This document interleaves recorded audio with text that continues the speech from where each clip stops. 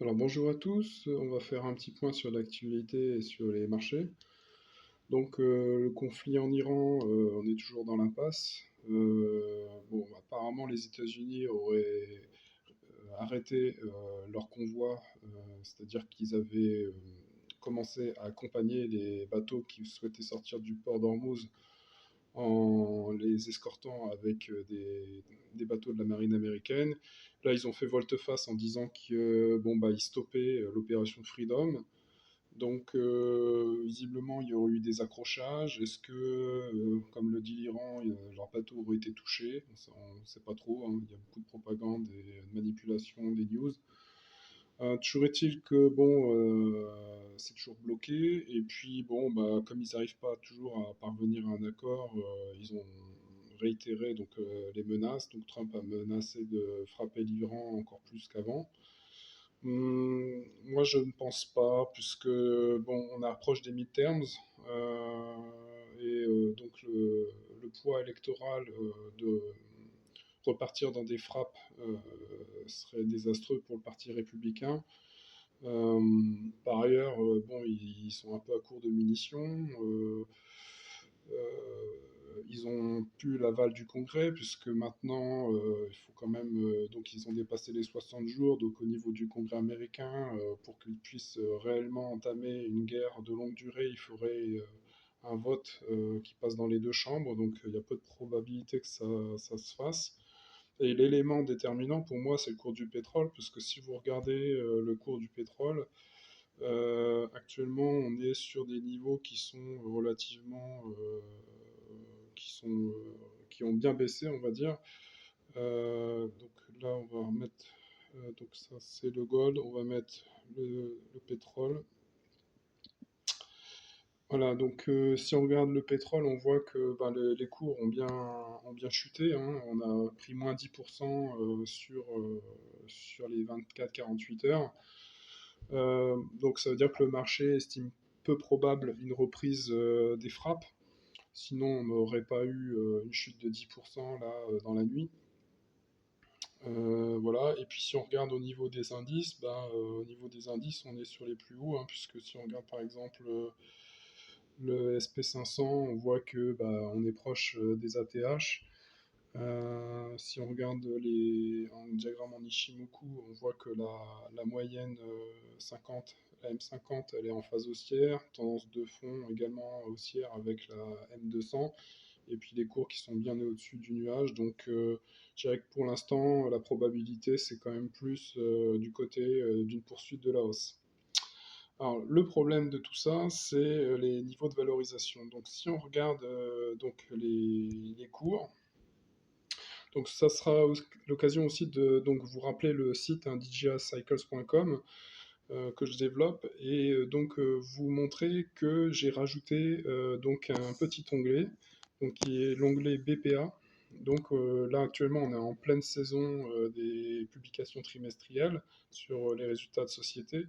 Donc là dans cet onglet là vous avez donc les résultats par société classés par ordre, disons, d'importance en termes de contribution aux bénéfices sur les bénéfices totaux. Donc vous avez l'indice par action qui a été calculé au T1 2026, on est à 278 dollars par action. Les ventes, on est à 2135 dollars, donc ce qui fait qu'on a une marge nette de 13% au niveau des sociétés du SP500.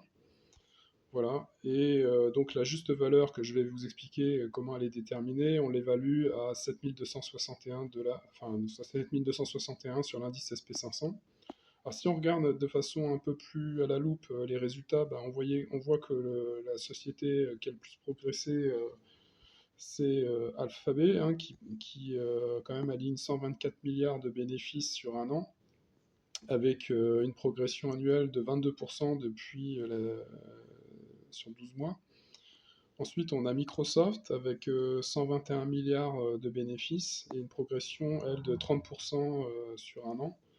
Ensuite, vous avez Apple. Bon, c'est traduit, hein. Donc, ah oui, pour rappel, en fait, le site est en anglais, mais votre traducteur traduira automatiquement. Donc là, forcément, Apple, il met pomme. Et donc lui, on est à 109 milliards de bénéfices avec une progression de 26% sur un an. Donc je ne vais pas vous faire toute la liste, hein, vous l'avez ici. Ce qui est intéressant, donc, c'est calculer les revenus nets. Donc là, on est le revenu net sur les 20 premières capitalisations, on était à 200 milliards au deuxième trimestre 2025, alors qu'aujourd'hui, on est à 246 milliards au T1 2026. Alors, comme les 20 premières sociétés elles contribuent à 39% du SP500, on peut reconstituer la capitalisation totale, enfin la valeur totale des bénéfices, donc 541 milliards au T2 2025 contre 662 milliards au T1 2026.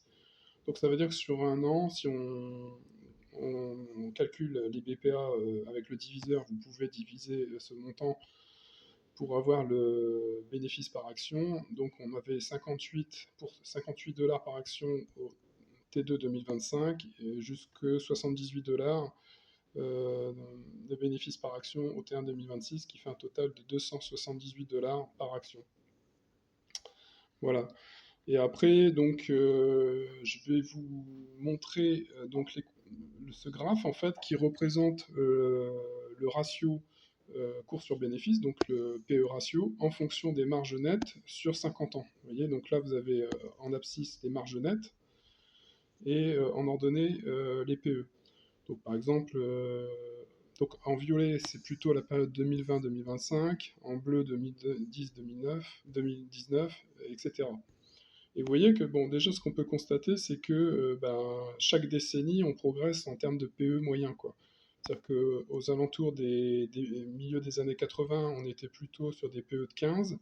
Ensuite, donc début 2000, on était plutôt sur des PE de l'ordre de 20. 2010, vous voyez, on est sur des PE, par exemple, je sais pas, le T3 2017, on était à 23 fois les bénéfices pour une marge nette de 8,9%. À l'époque, le S&P était à 2500 points et les bénéfices étaient autour de 107 dollars par action. Et puis vous voyez que maintenant, on est plutôt sur la partie haute, je dirais, du graphe, puisque par exemple, au T1 2025, vous étiez à 26 fois quasiment les bénéfices pour 11% de marge, quoi. Ouais.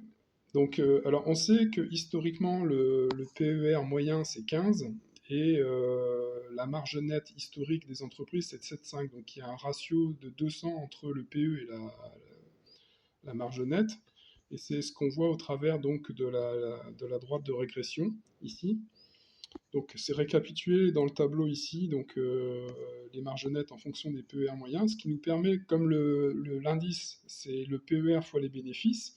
Si les bénéfices, c'est 200 fois la marge nette, c'est-à-dire 200 fois les bénéfices sur le chiffre d'affaires, à ce moment-là, on peut en tirer l'équation fondamentale que j'avais établie il y a quelques années de ça, qui est en fait l'indice SP500, c'est 200 fois les bénéfices au carré divisé par le chiffre d'affaires. C'est-à-dire que concrètement, ça veut dire quoi? Ça veut dire que si on différencie ça, ça veut dire que lorsque par exemple, si les bénéfices progressent de 10%, en différenciant, ça veut dire que les SP500 progressent de 20%. C'est-à-dire qu'ils progressent 2 fois plus vite que les bénéfices. Donc il y a un effet de levier à la hausse, mais comme à la baisse également. Si on a une baisse de 10%, ça veut dire sur les bénéfices, ça veut dire 20% de baisse sur le SP500. Et donc à partir de ça, on peut donc faire un estimatif des trimestriels. Donc là, on se base sur les projections de FactSet pour les bénéfices futurs au deuxième trimestre 2026, troisième trimestre et quatrième trimestre 2026. Donc ça nous donnerait, donc là vous avez le bénéfice projeté au top pour les 20 premières sociétés, et donc le BPA qu'on en déduit. Et compte tenu du chiffre d'affaires, vous en déduisez la marge nette, et compte tenu de la marge nette, la relation entre la marge nette et l'indice, on peut, qui est ici, hein, donc on peut estimer en fonction de la marge nette et de l'indice les niveaux d'indice. Vous voyez que finalement, aujourd'hui, la valeur fondamentale elle se situerait autour de 7261, Et donc, si on continue avec 13% de marge pour les prochains trimestres, bah, ça nous donnerait un SP500 au T2 à 7500 points, au T3 à 7750 et au T4 à 8000 points. Alors vous allez me dire, ouais, mais c'est bien joli tout ça, mais ça rentre un peu en contradiction avec les niveaux fondamentaux qui sont donnés par l'indice ici, quoi. Donc là, vous avez, je vous rappelle, la progression du Dow Jones sur 120 ans. En fait, l'indice, il progresse de 6% par an en moyenne. Vous voyez, c'est la droite de tendance, elle est à 5,5% par an. Si je l'enlève, hop, voilà, je la remets. Vous voyez, donc vous avez la progression de 5,5% par an en moyenne. Là, le problème qui se pose, c'est que en fait, on a une progression de 24% des bénéfices sur 12 mois. Sachant que la croissance moyenne des bénéfices du SP500, c'est 6% par an. Donc là, on fait x4 par rapport à ce qui est attendu d'un point de vue historique. Alors, certes, effectivement, on voit que les sociétés, les big tech, génèrent des profits comme jamais. On voit, on a plus 22% de bénéfices, plus 31%, plus 26% en un an.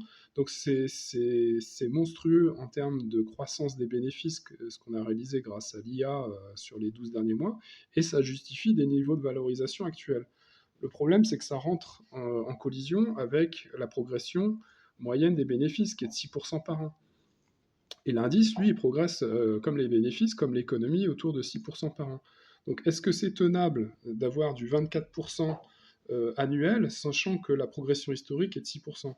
Bah, je pense pas. Je pense qu'à un moment donné, il va y avoir un retour de bâton. Si vous regardez par exemple les perspectives, euh, donc c'est des niveaux attendus d'un point de vue historique, on est bien dans ça, puisque le prix cible sur 5 ans, ça serait 4600 sur le SP500. Hein, pour dire, en fait, le ratio moyen entre le PIB et le SP500, c'est un ratio 10. Donc si par exemple on a un PIB à... On va tracer le PIB, hop, voilà. Si on a un PIB, là actuellement on est à 31 000 milliards là, sur les dernières données. 31 000 milliards, ça voudrait dire qu'on serait à 3100, entre 3100 et 3300 en termes de valeur fondamentale sur le SP500. Et si on fait donc une croissance de 6% par an, ça nous ferait du 4600 d'ici 5 ans. Donc ça voudrait dire une chute d'à peu près 40% sur les niveaux actuels. Donc ça veut dire que les niveaux actuels ne sont pas tenables. Pareil pour le Dow Jones, vous voyez. Donc les projections attendues, c'est moins 1% sur les 5 prochaines années. Donc le niveau attendu dans 5 ans, c'est 42 000, alors qu'on est à 49 000 actuels et des brouettes. Donc on est clairement surévalué. D'ailleurs, cette surévaluation, ben, on peut la constater. Hein, si vous cliquez ici sur... vous cliquez sur DGI, sur PIB, hop, vous voyez que le ratio entre le PIB et le Dow Jones, en moyenne, vous l'avez ici, c'est 1. C'est-à-dire qu'en moyenne, le Dow Jones est égal au PIB en valeur. Hein, donc 30 000 milliards contre 30 000 points sur le Dow Jones. Et que là, actuellement, on est à 1,5, avec un Dow Jones à 49 000 et un PIB à 31 000. On est à 1,5, ce qui correspond en fait au 79e pourcentile. Donc ça veut dire que si vous regardez la distribution des répartitions des événements sur 126 ans, on est quand même en queue de distribution. Donc ça montre clairement qu'on est surévalué. Si vous voulez regarder par exemple 2005, on était au 30e pourcentile, 2006 40e, autour des années 2010, on était au 28e pourcentile, 33e, et vous voyez que plus on avance vers 2020, là on est 78e, 80e, 82e pourcentile.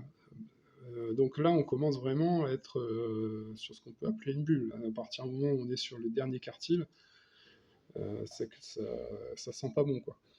Donc, est-ce que c'est tenable à long terme? Je ne pense pas. Est-ce qu'il va y avoir une correction? Certainement. Donc, le modèle, lui, qu'est-ce qu'il nous dit? Donc, le modèle, vous cliquez ici pour avoir le modèle.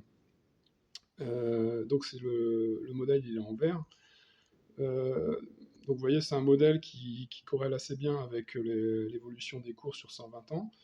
Si on veut ce qui nous donne entre 2010 et 2046, on clique là.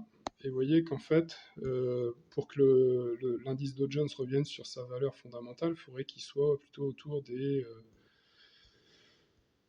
alors, attendez, hop, 31 000, quoi. 31 000, 30 000. Donc ça voudrait dire potentiellement une baisse de plus de 30% par rapport au niveau actuel. Donc la moralité de tout ça, c'est que, ben, effectivement, si on regarde le SP500, euh, on va revenir sur les BPA, il est correctement, il est à sa juste valeur parce qu'on a des bénéfices incroyables, hein. On a plus de 24% sur un an sur les bénéfices, notamment au niveau des big tech, et une marge nette, hein, vous voyez, qui est de 13%. Donc ça veut dire un PE qui serait justement évalué autour de 26 fois les bénéfices, et ce qui justifie un niveau à 7261 points. Mais est-ce que ça va durer? C'est pas évident. C'est pas évident compte tenu des niveaux extrêmement élevés de valorisation. On voit bien au niveau du nuage ici, on est sur des valeurs extrêmes, hein. Et donc on pourrait revenir plus à l'intérieur du nuage, c'est-à-dire avec des marges autour de 10% et des PE entre 20 et 23%, quoi. Voilà, donc je vous laisse découvrir le site. Je vous rappelle, djacycles.com, vous avez l'explication comment établir la relation fondamentale entre les bénéfices et l'indice. Et puis également donc l'explication sur le modèle bicylindrique, donc c'est le modèle en vert, hein, qu'on voit ici, qui permet d'établir une relation de corrélation sur 120 ans de data entre l'indice et puis les différents variables macroéconomiques. Allez, à bientôt.